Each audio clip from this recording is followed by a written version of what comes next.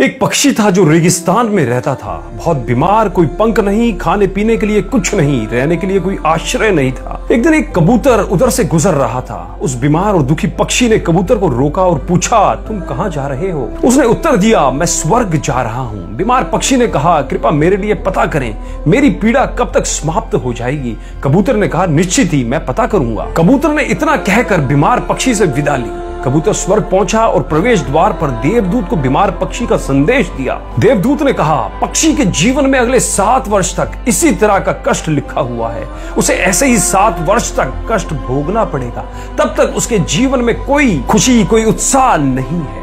कबूतर ने कहा, जब बीमार पक्षी ये सुनेगा तो वह निराश हो जाएगा। क्या आप इसके लिए कोई उपाय बता सकते हैं? देवदूत ने उत्तर दिया, उससे कहो कि इस वाक्य को हमेशा बोलता रहे, इन सब के लिए भगवान तेरा शुक्र है। वापसी पर जब वह बीमार पक्षी कबूतर से फिर मिला तो कबूतर ने उस स्वर्ग दूत का संदेश दिया। 7-8 दिनों के बाद कबूतर जब फिर उधर से गुजर रहा था तब उसने देखा कि पक्षी बहुत खुश था। उसके शरीर पर पंख उगाए थे। उस रेगिस्तान इलाके में एक छोटा सा पौधा लगा हुआ था। वहां पानी का एक छोटा सा तालाब भी बना हुआ था। चिड़िया खुश होकर नाच रही थी। कबूतर चकित था।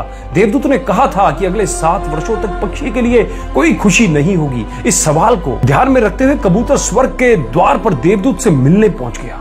कबूतर ने देवदूत से अपने मन में उठते हुए सवालों का समाधान पूछा तो देवदूत ने उत्तर दिया, हाँ, यह सच है कि पक्षी की जिंदगी में 7 साल तक कोई खुशी नहीं लिखी थी, लेकिन क्योंकि पक्षी हर स्थिति में इन सब के लिए भगवान तेरा शुक्र है बोल रहा था और भगवान का शुक्र कर रहा था, इस कारण उसका जीवन बदल गया। जब पक्षी गर्म रेत पर गिर गया तो उसने कहा, इन सब के लिए भगवान तेरा शुक्र है। अब जब ये उड़ नहीं सकता तो उसने कहा, इन सब के लिए भगवान तेरा शुक्र है। जब उसे प्यास लगी और आसपास पानी नहीं था तो उसने कहा, इन सब के लिए भगवान तेरा शुक्र है। जो भी स्थिति हो, पक्षी दोहराता रहा, इन सब के लिए भगवान तेरा शुक्र है। और इसलिए 7 साल 7 दिनों में समाप्त हो गए। दोस्तों, जब मैंने ये कहानी पढ़ी तो मैंने अपने जीवन को महसूस करने, सोचने, स्वीकार करने और देखने के तरीके में एक जबरदस्त बदलाव महसूस किया। मैंने अपने जीवन में इसको अपना लिया। इन सब के लिए भगवान तेरा शुक्र है।